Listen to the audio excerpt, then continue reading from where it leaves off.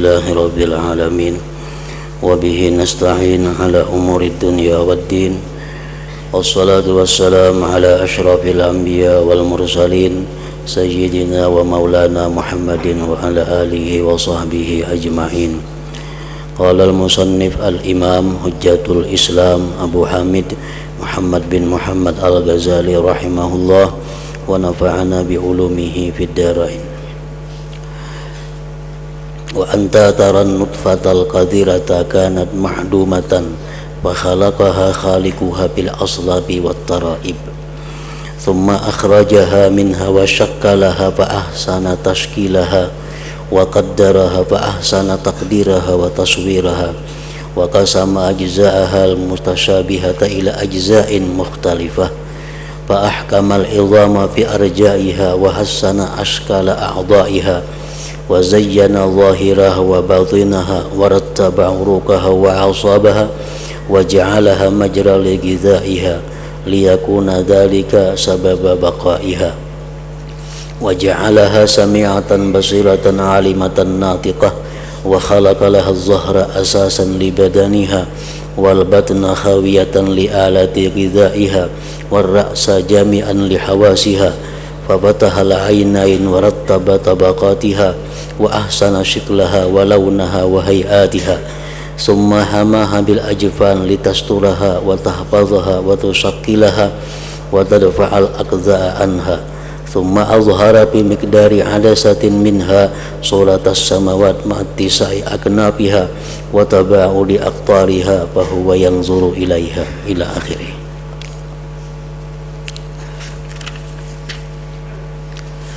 Makna kalamul Imam Al-Ghazali rahimahullah wa nafa'ana bi'ulumih.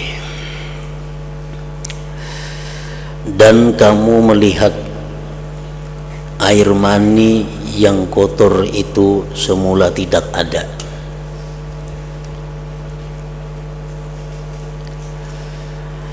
Lalu diciptakan oleh penciptanya Allah Subhanahu wa ta'ala pada sulbi-sulbi laki-laki dan tulang dada perempuan. Kemudian Dia Allah mengeluarkannya daripada sulbi, daripada tulang dada tadi, dikeluarkannya dan dimasukkan ke dalam rahim dan membentuknya. Maka Dia membaguskan pembentukannya dan Dia menentukannya. Waktu dalam rahim itu Allah menentukan nasib seseorang,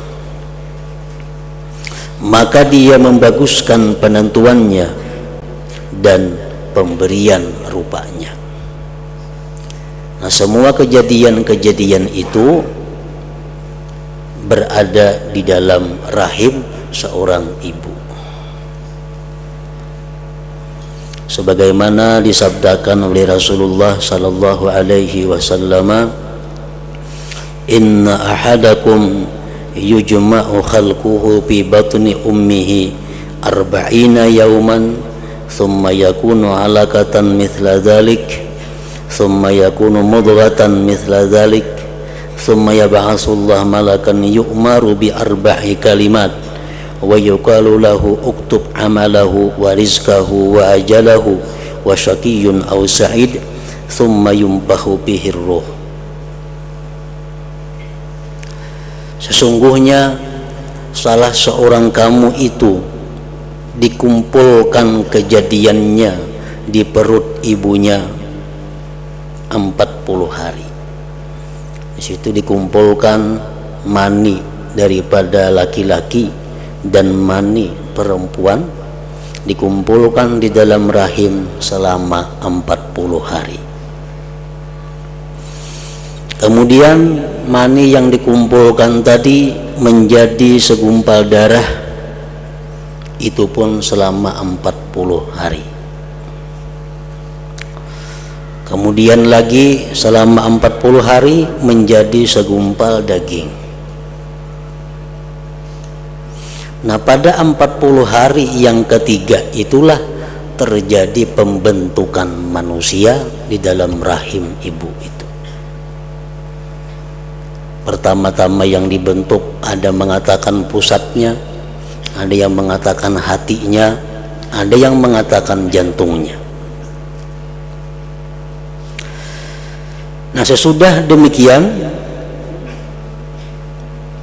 Allah memerintahkan kepada malaikat untuk mencatat 4 hal yang berkaitan dengan manusia atau janin ini.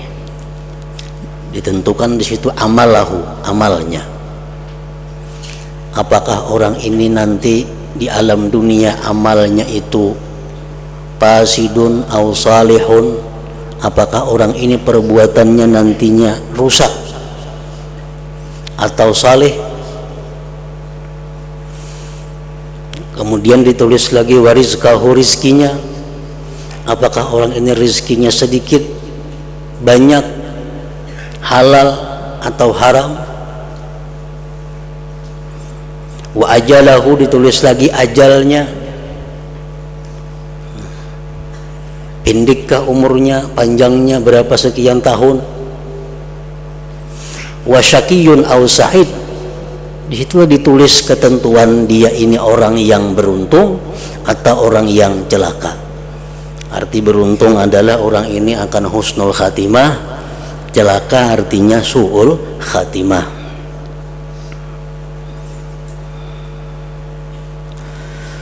Nah, kemudian 4 bulan 10 hari kita berada di dalam rahim itu, summa yumpahu fihi roh, baru ditiupkanlah roh di situ. 4 bulan 10 hari umur kita.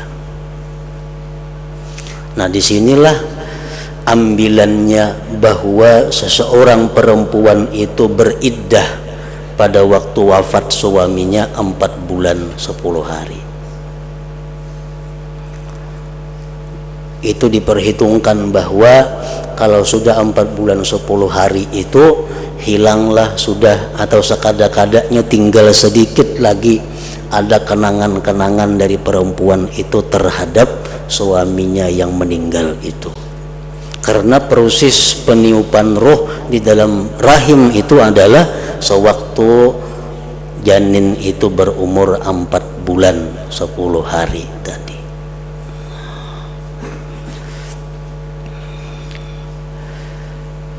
Di dalam kitab Fathul Bari disebutkan kenapa Allah Subhanahu wa ta'ala tidak menjadikan langsung itu anak, padahal Allah Maha Kuasa. Kenapa 40 hari jadi ini, 40 hari jadi darah, 40 hari jadi daging, padahal Allah mampu langsung sekaligusnya dibentuk plak jadi manusia. Imam Ibnu Hajar Al-Asqalani menjawab, Wajasidin, sekada-kadanya ada 2 hal kenapa Allah melakukan dengan cara seperti itu. Pertama, li'idhari kudratihi, untuk menampakkan kekuasaan Allah. Artinya Allah itu mampu, kuasa menciptakan dengan cara seperti ini. Yang kedua, menjaga kesehatan dan keamanan si perempuan itu. Lalu diadakan bertahap. Tiba langsung umpamanya anak diulah Tuhan blak ganal, langsung buris parut bini-bini, baiklah, dan bisa kada tahan. Nah, oleh karena melalui perkembangan dari mani jadi darah, darah jadi daging, daging semakin gana, semakin gana. Tahapan-tahapan itu adalah rahmatan lil sebagai kasih sayang Allah kepada seorang ibu.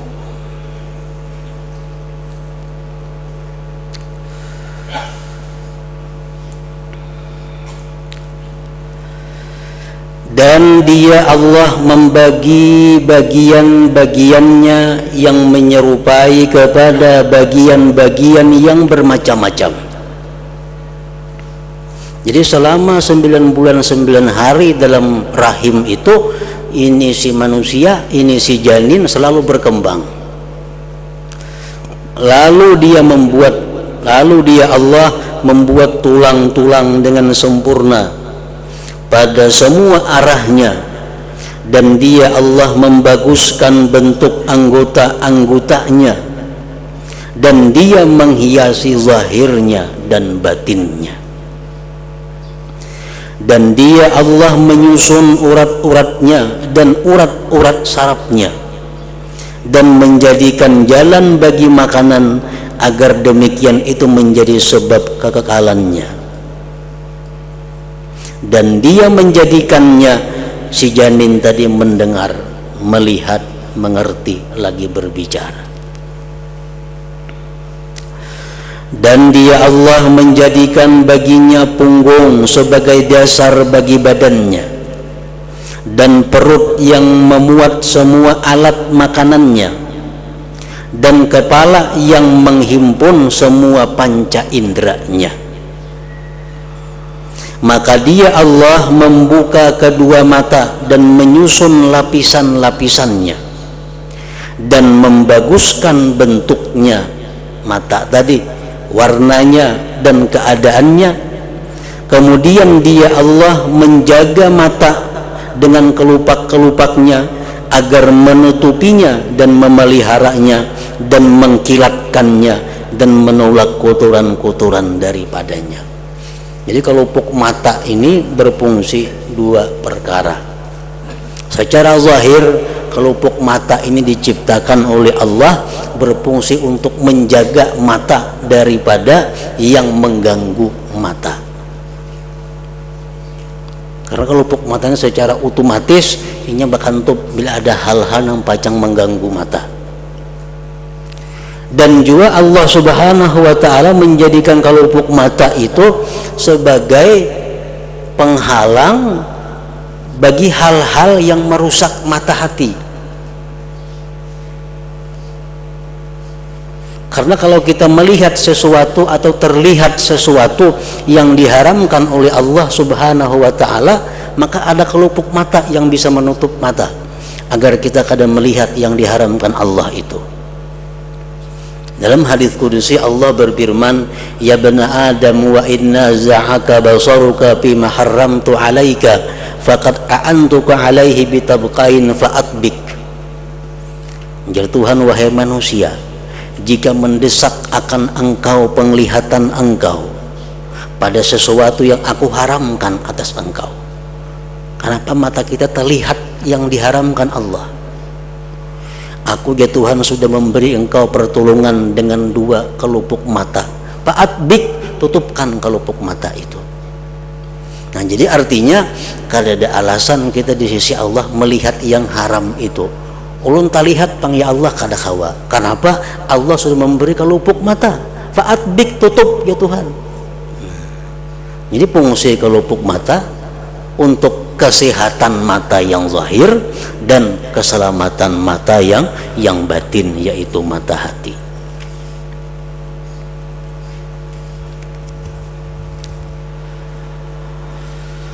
Kemudian dia Allah menampakkan dalam kadar linsa daripada mata itu akan bentuk langit-langit beserta luas tepi-tepinya dan berjauhan daerah-daerahnya, maka ia dapat memandang kepadanya. Mata yang begitu halus linsanya itu, tapi mampu melihat seluas langit.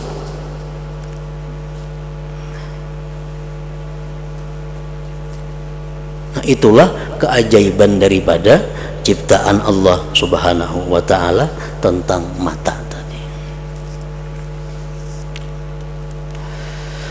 Kemudian Allah Subhanahu wa ta'ala sewaktu kita berada di dalam rahim ibu itu, ia melubangi kedua telinganya.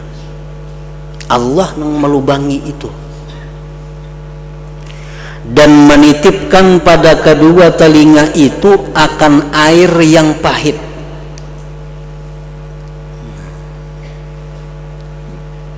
Jadi telinga ini ada banyu nang pahit. Jadi telinganya lembab.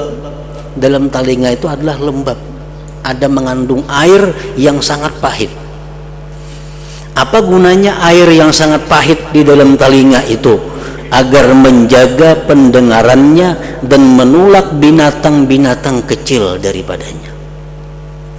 Binatang-binatang kalau masuk ke situ inya tak hisap pahit itu mati.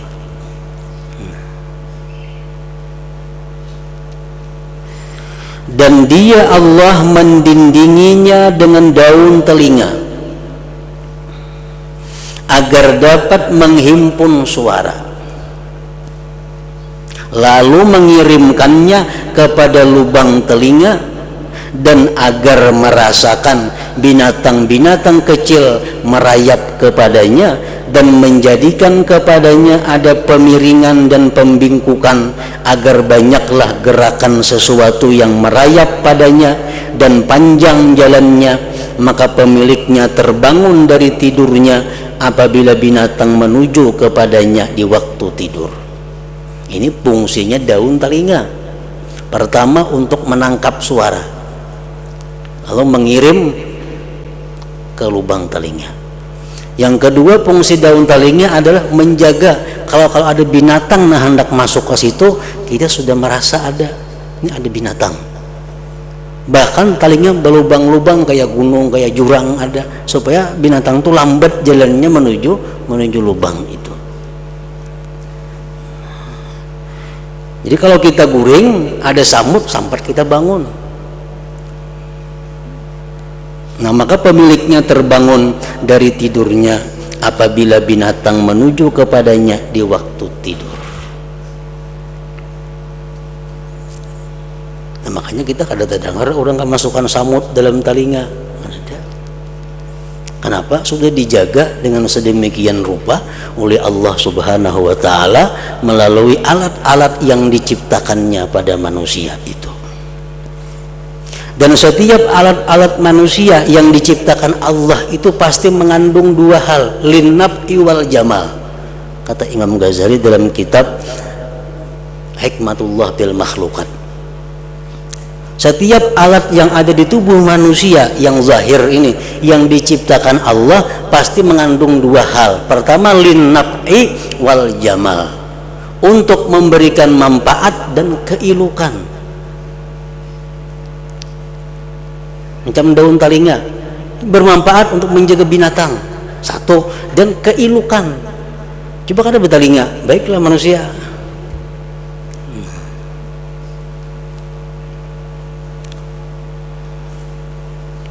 Nah, kemudian dia Allah mengangkat hidung dari tengah-tengah muka. Maka dia membaguskan bentuknya dan membuka kedua lubangnya dan menitipkan padanya indera penciuman, agar ia manusia mengambil dalil dengan menghirup bau-bau atas makanannya. Ini makanan ini masih patut dimakan, dicium. Oh, sudah kada baik lagi. Nah, itu fungsinya antara lain penciuman. Dan agar ia menghirup dengan lubang hidung tersebut roh udara untuk makanan bagi hatinya dan menyenangkan bagi panas batinnya. Jadi penciuman ini mempunyai dua manfaat yang sekada-kadanya. Pertama, untuk mengetahui makanan itu baik atau kadanya, sehingga patut dimakan atau kada patut dimakan. Yang kedua, penciuman itu bisa untuk menenteramkan hati, menambah akal kalau penciuman itu sesuatu yang sifatnya menyenangkan. Orang nang pikirannya pina kalut, pikirannya pina sumpak, nah, nyalakan garu nang bau harum, nang suka kita harumnya, itu akan mengurangi kesumpakan, akan mengurangi kegelisahan. Orang-orang yang akalnya terganggu, orang-orang yang akalnya rendah nilainya, itu diusahakan untuk memperbanyak harum-haruman, karena penciuman yang harum itu berfungsi untuk menambah akal.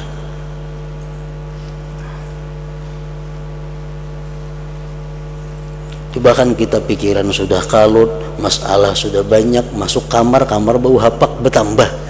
Coba kan padahal penciuman aja bertambah. Nah, tapi kalau pikiran sulit, pikiran macam-macam, masuk ke ruangan itu harum, itu akan mengurangi gangguan-gangguan yang ada di dalam hati. Nah, itu antara lain fungsinya penciuman yang dititipkan Allah di dalam hidung itu.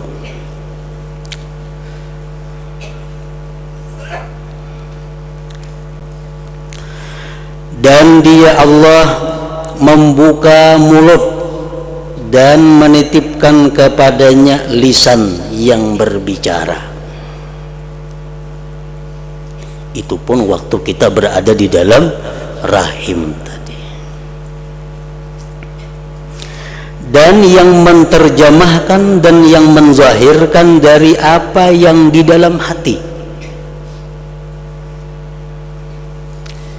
Dan Dia menghiasi mulut dengan gigi. Dia Allah menghiasi mulut dengan gigi-gigi agar gigi-gigi itu menjadi alat untuk menumbuk, menghancurkan dan memotong.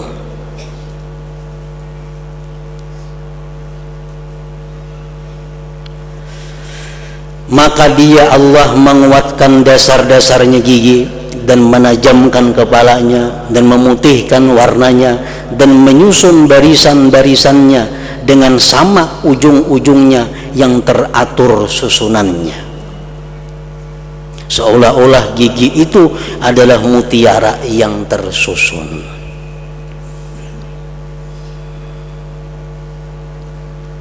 Imam Ghazali ditanyakan orang kepada beliau, kenapa Allah membuat gigi seperti ini? Kada langsung sebigit sebuting tulang aja.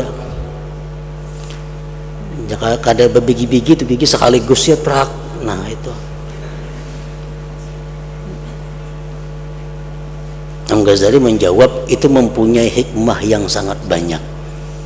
Karena gigi itu demikian rupa dibuat oleh Allah, sekian bilah, sekian bigi. Kalau sebigi nang sakit dicabut kada ada masalah masih banyak gigi yang lain-lain tersisa. Kalau gigi sekaligus saja sebuting aja panjang, kalau nya rusak sakit cabut habis semuaan. Nah itu antara lain Allah menciptakan gigi seperti itu. Dan secara batin bahwa Allah Subhanahu wa Ta'ala menciptakan gigi ini adalah di samping untuk hal-hal yang tadi dan juga untuk menahan lisan. Jadi di dalam tubuh kita ini hanya ada satu perkara yang mempunyai pertahanan dua, yaitu apa? Lisan. Lisan ini pertama pertahanannya gigi, yang kedua bibir. Supaya apa? Supaya lisan ini jangan sampai berkata-kata yang dilarang oleh Allah. Gigi bangkup kalau bebandir kada kawa, bibir pun bakantup makin kada kawa lagi.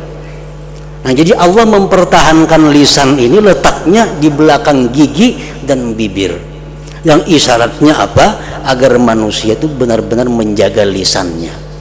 Nah, sehingga Allah letakkan lisan itu sedemikian rupa tadi.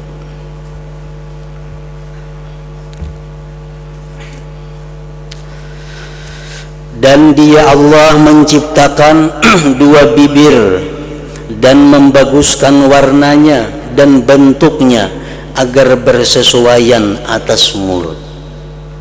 Maka Ia menutup lubang mulut dan agar dengannya sempurnalah huruf-huruf perkataan. Nah itu secara zahir fungsi daripada bibir tadi. Pertama lil jamal, untuk keelukan. Yang kedua untuk menyempurnakan huruf-huruf yang keluar dari rongga itu. Nah huruf-huruf yang keluar daripada rongga kita ini, mulai kita janin sampai seterusnya, ada huruf-huruf yang kita kada paham. nang hanya pengertiannya itu yang paham Allah Subhanahu wa ta'ala dan orang-orang tertentu yang diberi Allah pemahaman mengenai apa makna suara yang keluar daripada mulut itu. Nah, antara lain tangisnya kanak-kanak. Kanak-kanak tuh menangis. Pahamlah kita apa arti tangisan kanak-kanak itu. Nah, hanya Allah dan orang-orang yang diberitahu Allah yang mengerti apa yang keluar dari mulut si kanak-kanak itu waktu dia menangis. Rasulullah sallallahu alaihi wasallam bersabda, ujar Nabi, buka usabi arba'ata ashhurin tauhid. Tangis kanak-kanak yang berumur 4 bulan ke bawah itu adalah artinya asyhadu an la ilaha illallah wa asyhadu anna muhammadar rasulullah. Makanya jar Nabi, jangan dipukuli kanak-kanak yang berumur demikian bila menangis. Kenapa? Karena tangis yang diucapkan kanak-kanak yang berumur 4 bulan ke bawah itu adalah syahadatain, 2 kalimat syahadat.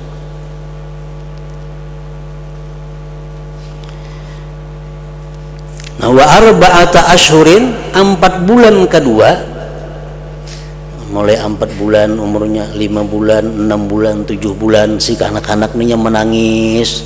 Nah, arti daripada tangisnya itu adalah ujar Nabi kita, salatun ala nabiyikum, itu anak bersalawat atasku. Nah, jangan dipukuli juga, jangan disakiti.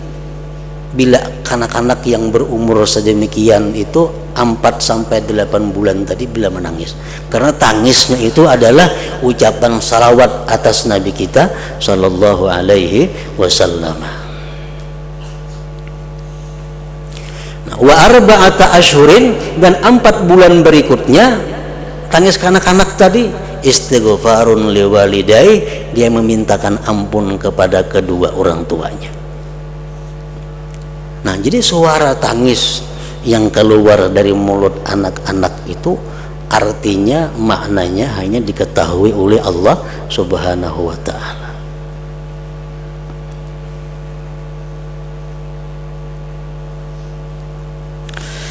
Dan dia Allah Subhanahu wa ta'ala menciptakan kerungkungan tenggorokan dan menyiapkannya untuk keluarnya suara, dan dia menciptakan bagi lisan akan kemampuan bagi gerakan-gerakan. Lisan kita ini diciptakan Allah mampu bergerak ke kiri ke kanan, ke atas ke bawah, dan pemutusan-pemutusan suara agar ia dapat memutung suara pada makhraj-makhraj tempat keluarnya suara. Nah, jadi disebutkan bahwa Allah itu tidak menciptakan sesuatu melainkan sesuatu itu ada mengandung hikmah dan hukum. Tidak ada ciptaan Allah yang sia-sia. Itu wajib kita yakini. Setiap Allah mencipta sesuatu, di situ ada hikmahnya, ada hukumnya. Kayak tenggorokan tadi. Allah menciptakan tenggorokan.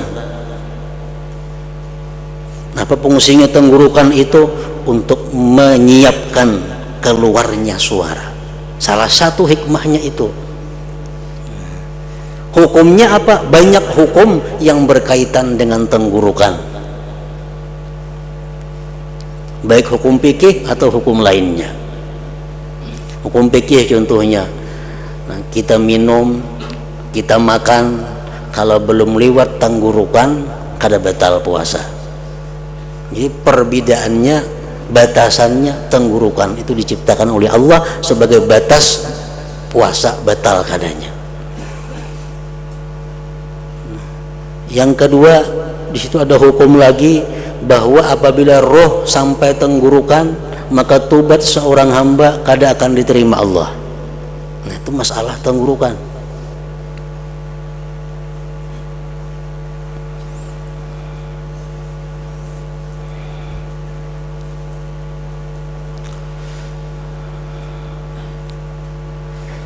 Nah kemudian lagi setelah Allah menciptakan tenggorokan sebagai alat untuk menyiapkan keluarnya suara, dan dia menciptakan bagi lisan akan kemampuan bagi gerakan-gerakan dan pemutusan suara agar ia dapat memotong suara pada makhraj-makhraj tempat keluarnya suara yang berlainan, di mana dengannya huruf-huruf berlainan agar lapang jalan pengucapan dengannya disebabkan banyaknya huruf saling banyakan.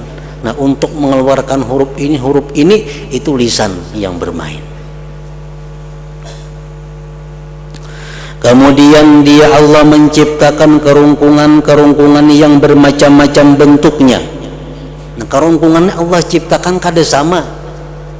Kambar ini keluar ya tuh kada sama tenggorokannya. Apalagi nang bedo bading. Biasa. Orang tuh kambar belain Allah ciptakan tenggorokannya. Pada sempit, ada yang gana tenggorokan, ranggau suaranya, luas, kasar, halus, kerasnya bentuk, lembutnya, panjang dan pendek, sehingga suara berbeda-beda disebabkannya. Maka dua suara tidak saling menyerupai, bahkan dia menampakkan perbedaan di antara dua suara, sehingga pendengar dapat membedakan sebagian manusia dengan sebagian yang lain dalam kegelapan dengan semata-mata suara. Nah di padang kadap bilang dulu siapa kada tahu, bilang bersuara oh si anu.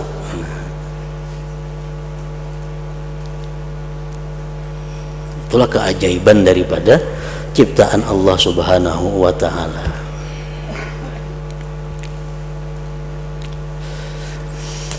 Kemudian dia Allah menghiasi kepala dengan rambut. Ini prosesnya semuaan dalam perut ibu. Perkembangan kejadian demikian dalam perut, dalam rahim ibu. Kemudian dia Allah menghiasi kepala dengan rambut dan pelipis, dan menghiasi muka dengan janggut dan dua alis, dan menghiasi alis dengan bulu yang halus dan melengkungnya bentuk, dan menghiasi kedua mata dengan bulu mata. Ini macam-macam. Ada rambut yang bisa berpanjang, rambut kepala, sisingut, janggut. Nah, ada bulu yang kadang berpanjang, bulu mata. Enggak situ panginya. Nah, kaneng kayak itu bang. Nah oleh karena demikian ada hukum bahwa yang selalu berpanjang itu ada jalan pahala. Sekian hari kita disuruh memotong janggut, disuruh memotong kalau sudah kada baik kelihatannya. Nah, kada ada ketentuan janggut itu 40 hari dipotong, kada ada. Bila sudah punya merusak potongan, potong kada apa lagi. Si singut kayak itu juga anggaran tamakan tatak. Kada ada batas sekian hari, kada ada. Nah, karena itu yang bertambah terus panjangnya. Ada yang kada bertambah bulu mata kaning. Nah, hukumnya apa? Kada boleh diganggu gugat. Jangankan dilarap, diratakan aja hukumnya haram. Kecuali kaning atau bulu mata itu sudah menjahatkan rupa seseorang, nah mengakibatkan dia malu ke tengah orang banyak. Nah itu boleh. Atau bulu mata dan kaning tadi mengganggu penglihatannya, nah itu boleh. Kalau sekadar hanya untuk memperindah, memperbagus, lalu dirapiakan si kaning atau bulu mata itu, maka dilaknat oleh Rasulullah Sallallahu Alaihi Wasallam. Nah ada hukum jadinya. Dalam sebuah hadis Rasulullah mengatakan, la'ana Rasulullah Sallallahu Alaihi Wasallam al-washimat wal mustawshimat wal mutanammisat wal mutafallijat lil husni al mughayyirat li khalqallah. Melaknat Rasulullah tukang tato, orang nang ditato dilaknat oleh Rasulullah. Kata dapat rahmat Nabi ini, kata dapat syafaatnya ini, dilaknat Nabi. Wal mutanammisat, dilaknat Rasulullah orang-orang yang merapikan, melarap apalagi keningnya. Wal mutafallijat, orang yang merapikan giginya. Lil husni, untuk perhiasan, untuk kebagusan. Dirapiakan giginya, diratakan giginya, sekedar untuk membagusi. Lain hal untuk menyelamatkan, lain hal untuk karena dia malu ke tengah orang banyak giginya mudil pada orang lain. Nah itu kada apa-apa. Ini Nabi kita mengatakan wal mutafallijat lil husni, orang yang merapikan giginya hanya untuk kebaikan, perhiasan. Al muwayyid khalq Allah, yang merubah ciptaan Allah. Rambut nang kujur dibakro, dikeriting, rambut nang keriting dilurusakan, merubah ciptaan Allah.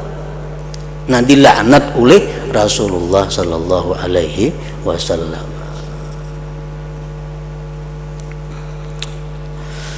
Kemudian dia Allah subhanahu wa ta'ala menciptakan anggota-anggota badan yang batin dan mempekerjakan masing-masing dengan perbuatan tertentu.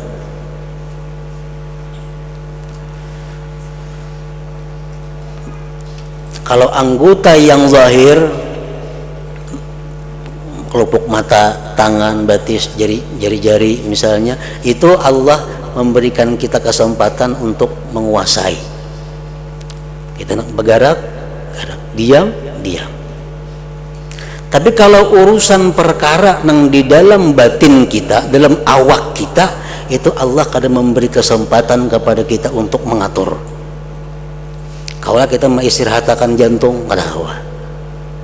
Mengistirahatkan ginjal supaya jangan berfungsi, kada kawa. Itu Allah langsung yang mengurusnya. Kenapa? Karena kalau kita mengurus itu bisa mati kita. Misal kita diberi Allah kemampuan untuk mengatur jantung seorang, pas kita ada ingat menghidupakannya, mati. Jadi Allah memberikan kita kekuasaan yang kada membahayakan kita. Tangan nah bergerak karena kada, ayo Allah beri kita kekuasaan mengatur. Mata nampak kujub karena kada apa-apa. Nah, tapi kalau urusan yang di dalam awak, Allah akan memberi kita kesempatan untuk keselamatan kita.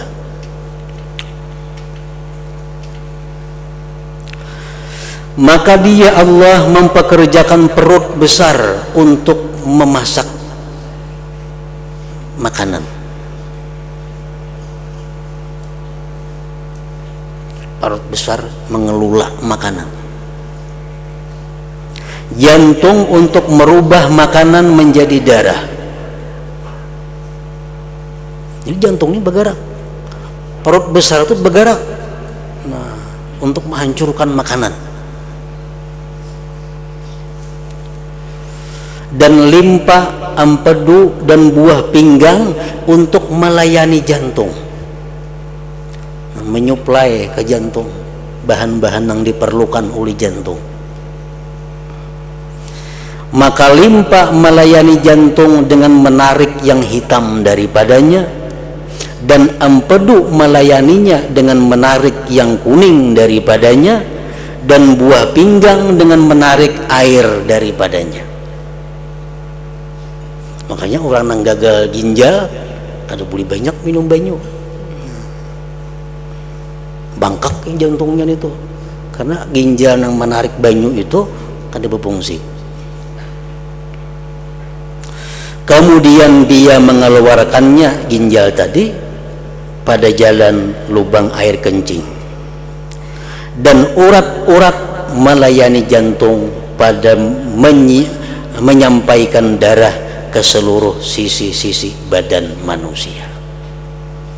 Nah, jadi yang demikian itu alat-alat tadi itu diatur sendiri oleh Allah Subhanahu wa ta'ala. Nah, walhasil apabila kita tafakur, merenungi, memikirkan apa yang diciptakan Allah, apa yang diperbuat oleh Allah untuk diri kita, kita pasti mengakui bahwasanya Subhanaka, maha suci Engkau ya Allah. Nah, maha hebat, maha tinggi kekuasaan Engkau ya Allah. Nah kemudian dia Allah menciptakan kedua tangan.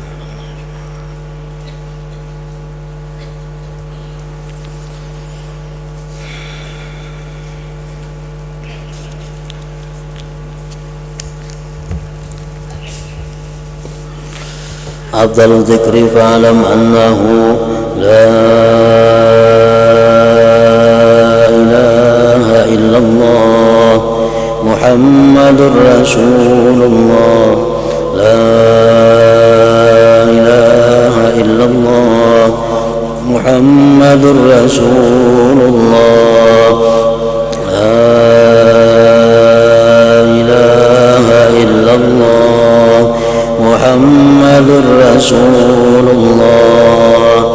la ilaha illallah la